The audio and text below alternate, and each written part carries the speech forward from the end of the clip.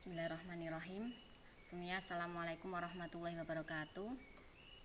Selamat pagi anak-anakku. Bagaimana kabar kalian hari ini? Halo, semoga sehat-sehat ya. Alhamdulillahirrahmanirrahim. Hari ini kita diberikan kesehatan dan kesempatan lagi untuk kembali bertatap muka meskipun secara virtual, untuk kembali sama-sama belajar materi atau mata pelajaran pendidikan Pancasila dan kewarganegaraan yang sudah saya sampaikan mengenai kompetensi dasar dan materi yang akan kita pelajari pada semester ini. Baik, untuk pertemuan kali ini sebelumnya kita awali dengan baca doa terlebih dahulu. Silahkan berdoa sesuai dengan agama dan keyakinan masing-masing. Berdoa disilahkan. Cukup. Baik, untuk pertemuan kali ini kita akan masuk materi kita. Bab pertama yaitu tentang kedudukan dan fungsi Pancasila bagi bangsa dan negara Indonesia. Nah, untuk materi ini nantinya kita akan pelajari ini, yang mana ini sudah saya sampaikan pada pertemuan kemarin di hari Selasa ketika saya menyampaikan kompetensi dasar dan materi yang akan kita pelajari. Untuk hari ini kita akan belajar mengenai kedudukan dan fungsi Pancasila sebagai dasar negara, yaitu poin pertama. Untuk materi kedua, menganalisis kedudukan dan fungsi Pancasila sebagai ideologi negara. Ketiga, menguraikan nilai-nilai sila Pancasila. Dan yang keempat, mengamalkan nilai-nilai sila Pancasila dalam kehidupan sehari-hari. Nah, tetapi untuk yang pertemuan 2 hingga keempat ini akan kita pelajari pada pertemuan selanjutnya. Nah, anak-anakku, masih ingatkah kalian bagaimana Pancasila itu dirumuskan? Yo, masih ingat enggak? Dulu ini sudah kalian pelajari di kelas 7. Materi pertama tentang proses perumusan Pancasila. Ayo, silahkan diingat-ingat lagi. Kalaupun lupa, silahkan dibuka lagi buku tulisnya. Ya, harus kita pertanggungjawabkan. Kemarin mendapatkan nilai PPKN yang cukup bagus, berarti harus nyantol di kepala kita. Itu ya. Yuk dibuka lagi. Bagaimana Pancasila itu dirumuskan? Ya, Pancasila itu dirumuskan dalam sidang BPUPKI pertama pada tanggal 29 Mei sampai tanggal 1 Juni. Beberapa tokoh perumusnya kemarin sudah kalian pelajari. Ada Mr. Supomo, kemudian ada Muhammad Yamin, dan ada juga Soekarno yang menyampaikan usulan rumusan Pancasila pada tanggal 1 Juni. Oleh karena itu, setiap tanggal 1 Juni diperingati sebagai hari apa? Hari lahirnya Pancasila. Nah, ini tanggal 1 Juni itu diperingati sebagai hari lahirnya Pancasila. Kemudian kemarin oleh Jokowi, tanggal 1 Juni itu ditetapkan sebagai hari libur nasional sebagai penghormatan terhadap Pancasila. Dan Pancasila ini disahkan oleh PPKI pada tanggal 18 Agustus tahun 1945. Yang mana kemarin juga sudah kalian pelajari tahu bahwa rumusan atau rumusan Pancasila yang resmi itu berada di mana? Yo. Ya, benar, ada di dalam pembukaan Undang-Undang Dasar 1945, ada di alinea ke-4.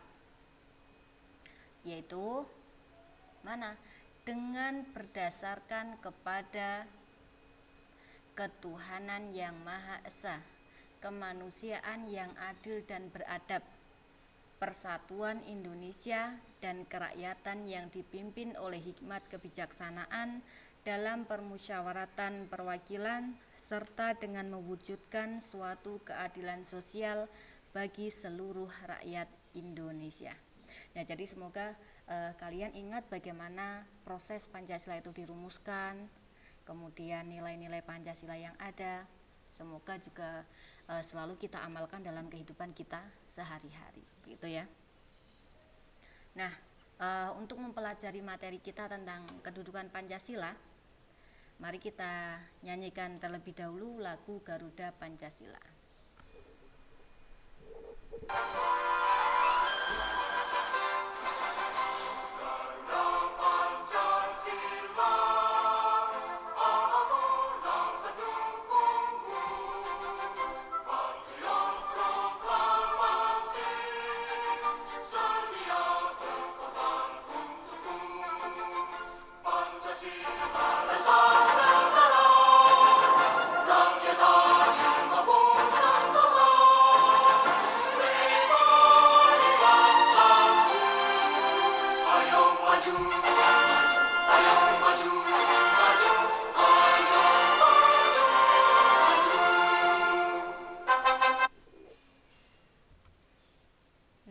Baik, dari lagu tadi kira-kira hal apa yang bisa kalian temukan yang berkaitan dengan kedudukan Pancasila bagi bangsa maupun negara Indonesia? Ayo silahkan kembali disimak baik-baik lirik lagu Garuda Pancasila. Hal apa yang bisa kalian temukan? Nah, baik, di sini yang bisa kita temukan nih. Yang pertama adalah Pancasila dasar negara. Ini menunjukkan bahwa Pancasila berkedudukan sebagai dasar negara Indonesia. Jadi dulu ketika proses perumusan Pancasila tanggal 1 Juni itu Soekarno menyampaikan bahwa kita akan merumuskan sebuah dasar negara di mana di atasnya itu kita dirikan negara Indonesia. Jadi kalau kita memperhatikan pidato Soekarno bahwa negara Indonesia itu berdiri di atas dasar negara Indonesia yaitu Pancasila. Makanya di era sekarang ini nilai-nilai Pancasila harus selalu diterapkan walaupun kemarin ada isu ya undang-undang HIP, haluan ideologi Pancasila, yang itu menjadi kontroversi juga bagi kalangan masyarakat. Kemudian yang kedua, hal yang bisa kita temukan adalah rakyat adil makmur sentosa. Nah, rakyat adil makmur sentosa ini berkaitan dengan apa? Coba kita lihat dulu. Kalau di dalam pembukaan Undang-Undang Dasar Negara Republik Indonesia tahun 1945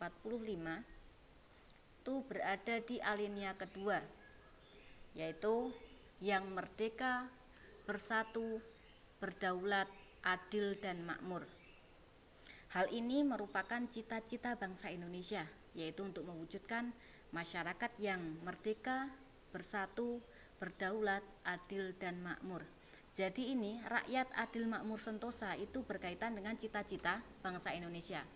Nah, kalau cita-cita bangsa Indonesia jika kita kaitkan dengan Pancasila sebagai dasar negara, maka itu akan menjadi ideologi bangsa Indonesia. Ingat ya, akan menjadi ideologi bangsa Indonesia. Kemudian yang ketiga, sambil dicatat ya. Kemudian yang ketiga, pribadi bangsaku. Nah, pribadi bangsaku, pribadi bangsa itu bagaimana? Kita tahu ya bahwa setiap orang itu mempunyai kepribadian masing-masing. Antara kepribadian si A dengan kepribadian si B itu pasti beda, ya kan? Ketika kalian berteman mungkin tahu, oh si A itu kepribadiannya seperti ini, si B itu kepribadiannya seperti ini. Mereka akan berbeda. Makanya Pancasila sebagai pribadi bangsa ini menjadi ciri khas bangsa Indonesia yang membedakan dengan bangsa lain. Itu menjadi kepribadian bangsa. Itu ya. Oke, baik. Nah, paling tidak dari lirik lagu Garuda Pancasila tadi bisa kita tahu bahwa Pancasila berkedudukan yang pertama sebagai dasar negara, kemudian yang kedua sebagai ideologi bangsa, dan yang ketiga sebagai kepribadian bangsa. Tapi untuk pertemuan kali ini kita fokus ke Pancasila sebagai dasar negara. fungsi Pancasila sebagai dasar negara. Jadi tadi sudah saya sampaikan ya, Soekarno itu mengatakan kita akan membuat sebuah dasar negara yang di atasnya kita dirikan negara Indonesia.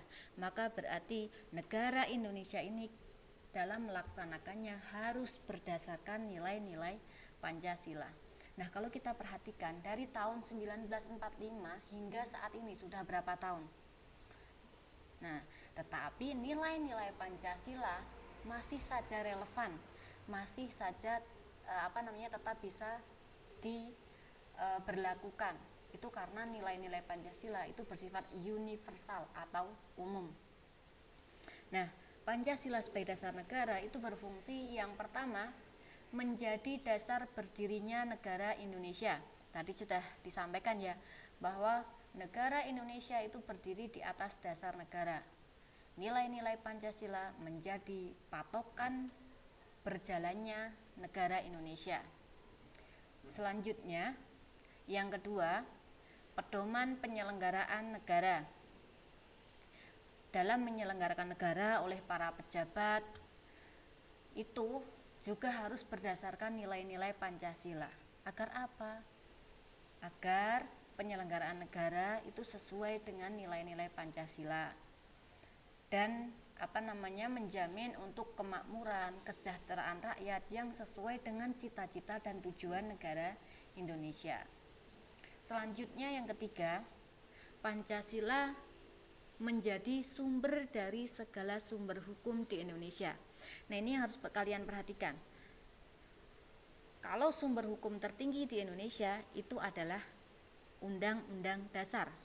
Tetapi sumber dari sumber hukumnya negara Indonesia adalah Pancasila. Makanya Pancasila itu dikatakan sebagai sumber dari segala sumber hukum. Kalau misalnya kita ibarat mata air, itu mata air dari mata air yang ada. Jadi sumber dari segala sumber hukum yang ada di Indonesia. Makanya segala peraturan perundang-undangan yang ada di Indonesia itu harus sesuai dengan nilai-nilai Pancasila. Entah itu Undang-Undang Dasar, kemudian TAP MPR, kemudian undang-undang atau perpu sampai nanti ke peraturan daerah itu harus sesuai dengan nilai-nilai Pancasila. Sambil catat ya. Jadi silahkan walaupun kita belajarnya secara virtual atau online, tetapi catatan tetap ada. Silahkan dicatat di buku kalian secara runtut. Jadi setiap pertemuan itu kalau bisa ada catatan. Kalau nanti ada penugasan juga dikerjakan secara runtut. Nah, baik. Di sini ada sebuah pesan cinta. Ada pesan cinta dari Pancasila. Bu Khoir tuh kok cinta-cintaan ya, nggak apa-apa kan, cinta terhadap Pancasila, terhadap bangsa dan negara Indonesia. Jadi ada pesan cinta Pancasila. Tadi sudah digambarkan bahwa Pancasila itu sebagai dasar negara. Di atasnya berdiri negara Indonesia. Agar negara Indonesia kokoh, maka dasar negara juga harus dilaksanakan dengan baik. Ini ada pesan cinta, pesannya adalah tuliskan contoh penerapan Pancasila sebagai dasar negara di Indonesia. Nah, kalau tadi kan masih konsep. Nah, sekarang silahkan carilah contoh penerapan Pancasila sebagai dasar negara di Indonesia. Kemudian nanti jawabannya silahkan langsung dikirim melalui Google Classroom ya. Oh iya, tadi silahkan setelah ini nanti kalian absen melalui kolom komentar di Google Classroom ya, nama kemudian nomor absen, karena setiap pertemuan itu akan saya absen dan akan saya berikan penilaian dari tanggapan-tanggapan kalian. Nah, baik, ini yang terakhir ada pesan. Kalau tadi pesan cinta dari Pancasila, kalau ini pesan cinta dari perumus Pancasila. Nah, sesuai sudah pernah dipelajari, Soekarno ini juga merumuskan rumusan dasar negara, di mana pada tanggal 1 Juni Ir Soekarno itu juga mengatakan bahwa kita hendak mendirikan suatu negara, semua untuk semua, bukan kebangsaan Jawa, bukan kebangsaan Sumatera, bukan kebangsaan Borneo, Sulawesi, Bali, atau lain-lain, tetapi kebangsaan Indonesia yang bersama-sama menjadi dasar suatu national state. Mari kita amalkan bahwa Indonesia ini didirikan semua untuk semua suku, semua agama, semua daerah. Mari kita saling mengamalkannya.